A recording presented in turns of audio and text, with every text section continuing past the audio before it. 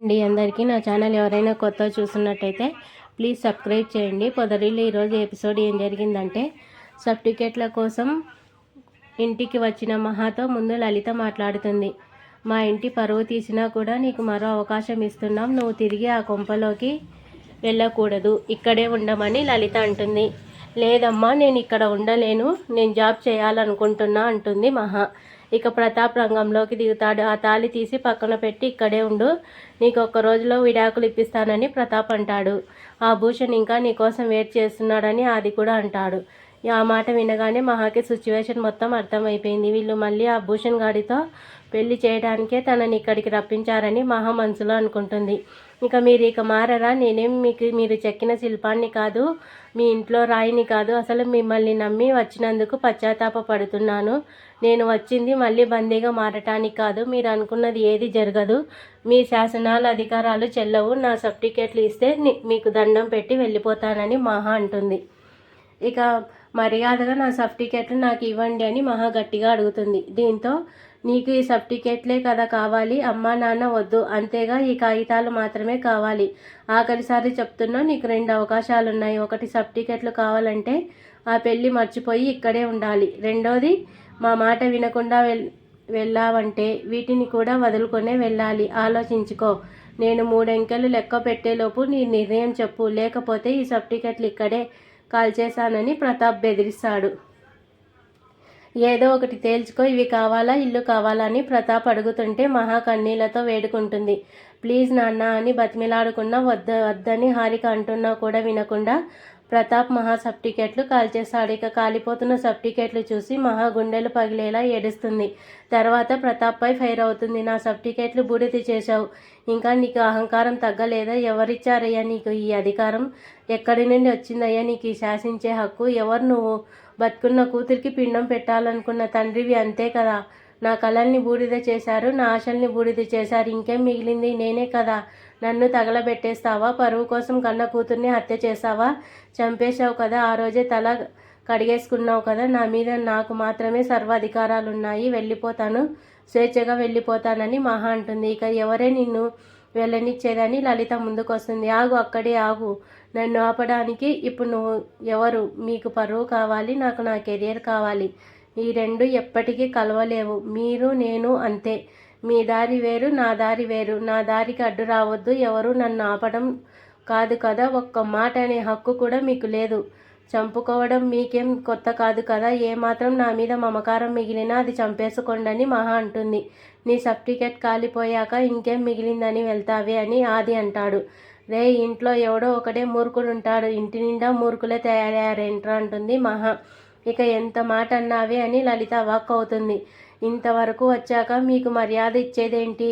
ఏరా, సర్టిఫికెట్లు కాలిపోతే నేను లేనా? నా చదువుని కాల్చగలవా? నా మెదుడిని కాల్చగలవా? నా ధ్యేయాన్ని కాల్చగలవా? నా ఆత్మవిశ్వాసాన్ని కాల్చగలవా? ఏం చేశారు మీరంతా కలిసి? ఇప్పుడు చెప్తున్నాను వినండి. నేను మహాలక్ష్మిని. మీరిచ్చినవి ఏవీ తీసుకెళ్లకుండా, మీ నుంచి ఏమీ ఆశించకుండా ఉత్త చేతులతో వెళ్తున్నాను. తొందరలోనే మంచి ఉద్యోగంలో చేరతాను. మీరు ఊహించని స్థాయిలో నా కాళ్ళ మీద నేను నిలబడి నన్ను నేను నిరూపించుకుంటానని సవాల్ చేస్తుంది మహా. ఇక చాలా ఎక్కువ మాట్లాడుతున్నావు మహా అని ప్రతాప్ అంటాడు. లేదు సార్, ఇప్పుడే కరెక్ట్గా మాట్లాడుతున్నాను. ఇప్పుడు కూడా నా కోసం నేను నిలబడపోతే ఎప్పటికీ నిలబడలేను అంటుంది. ఏంటే పిచ్చి పట్టినట్టు మాట్లాడుతున్నావు? కాళ్ళు విరగొట్టి లోపల పాడేస్తా అని మహాని కొట్టేందుకు చెయ్యి ఎత్తుతుంది లలిత. ఆ చేతిని పట్టుకొని మహాని ఒక డైలాగ్ అయితే వేస్తుంది. ప్రపంచంలో ఏ ఆడపిల్ల అయినా తల్లిని నమ్ముతుంది, అలాగే నేను నిన్ను నమ్మి వచ్చాను. ఆ నమ్మకం ముక్కలైంది. ఇక నన్ను కొట్టే హక్కు నీకెక్కడిది? ఇప్పుడు నేను వెళ్తున్నా. నేను ఏదో నేరమో ఘోరమో చేయరాని పాపమో చేసినట్లు ఫీల్ అవుతున్న మీ అంతా ఏదో ఒక రోజు మహా నా కూతురని గర్వంగా చెప్పుకునేలా బతుకుతాను. ఇక ఆ రోజు మీరే ఖచ్చితంగా నన్ను వెతుక్కుంటూ వస్తారు. అంతవరకు మీ గడపలో ప్రాణం పోయిన అడుగు పెట్టను. ఆది మహాలక్ష్మి అని సవాల్ చేసి మహా బయటికి వెళ్ళిపోతుంది.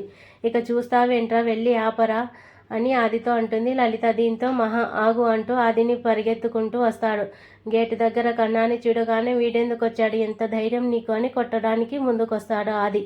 ఏయ్ ఆది, వాడి మీద చేయి పడితే అన్నవని కూడా చూడను, నీ ప్రతాపం వేరే ఎక్కడైనా చూపించుకో అంటూ ఆదిని కూడా నెట్టి పడేస్తుంది మహా. రే పదరా అని కన్నా చెయ్యి పట్టుకొని బయటికి వచ్చేస్తుంది. ఇంకా బయటికి రాగానే చెట్టు కింద కూర్చొని మహా అయితే ఏడుస్తుంది.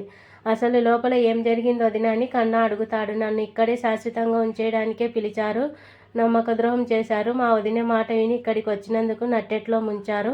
నన్ను రప్పించడానికి ఇంతలా దిగజారిపోవాలా? చీటర్స్ అయిపోయింది. ఇంక నా జీవితం సర్వనాశనం అయిపోయింది. మనకి కష్టం వస్తే అమ్మ నాన్నలకి చెప్పుకుంటాం, కానీ వాళ్ళే కష్టాలు పెడుతుంటే ఇంకెవరికి చెప్పుకోవాలి? ఇన్ని రోజులు ఎంతో కష్టపడి చదివాను, ఎన్నో మెడల్స్ సాధించాను. ఇక అదంతా నా కళ్ళ ముందే కాలిపోతుంటే ఏమీ చేయలేక చూస్తూ ఉండిపోయాను. నా సర్టిఫికేట్ కాల్చేశారు కన్నా అని, లేకపోతే నాకు అసలు లైఫే ఉండదు.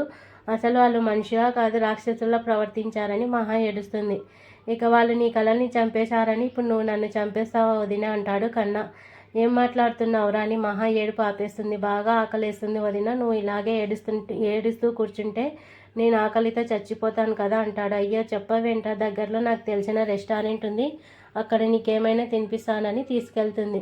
ఇక ఏంటి వదిన, ఇందాక జరిగిన దాని గురించి ఆలోచిస్తున్నావా అని కన్నా అడుగుతాడు. అయినా నేను చేసిన తప్పేంటి? ఇన్నాళ్ళు వాళ్ళు చెప్పినట్లే విన్నాను. ఇప్పుడు నాకు నచ్చినట్లు బతుకుతా.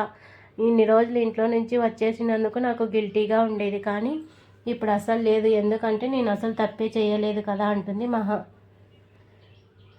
ఇక ఇప్పుడు నేను ఒంటరిదాన్ని అయిపోయాను కన్నా అని మహా అంటుంది. నువ్వు ఒంటరిదాన్ని ఏంటి వదిన, నిన్ను ప్రాణంలా చూసుకోవడానికి మేమంతా ఉన్నాం కదా అంటాడు. నా ధైర్యం కూడా అదేరా అంటుంది. ఇక మీరు కూడా తినండి వదిన, నిజం చెప్పాలంటే నాకు ఆకలిగా లేదు. మీరు అలా ఏడుస్తుంటే ఎలా ఓదార్చాలో తెలియదు. మీరు ఏడుస్తుంటే నాకు ఏడుపు వచ్చింది అంటాడు కన్నా. నీకెందుకు ఏడుపు వచ్చింది అని అడిగితే, మీరు నాకు వదినమ్మ అంటే అమ్మ ఏడుస్తుంటే ఏ కొడుకుకైనా ఏడుపు వస్తుంది కదా అంటాడు. ఆ మాటలతో మహా కూడా లోపల కొంచెం ఎమోషనల్ అవుతుంది. ఇంతలో చక్రి మళ్ళీ ఫోన్ చేశాడు. మహా ఫోన్ లిఫ్ట్ చేసి చెప్పండి అంటుంది. నేను కాదండి, మీరే చెప్పాలి, అసలు ఏమైందని అడుగుతాడు. ఫోన్లో చెప్పేది కాదు, ఇంటికి వచ్చాక తీరికగా చెప్తాను అంటుంది. అయితే ఇక్కడికే వస్తున్నారు కదా అని చక్రి ఆనందంగా అడుగుతాడు. ఇక్కడితో ఎపిసోడ్ ముగుస్తుంది.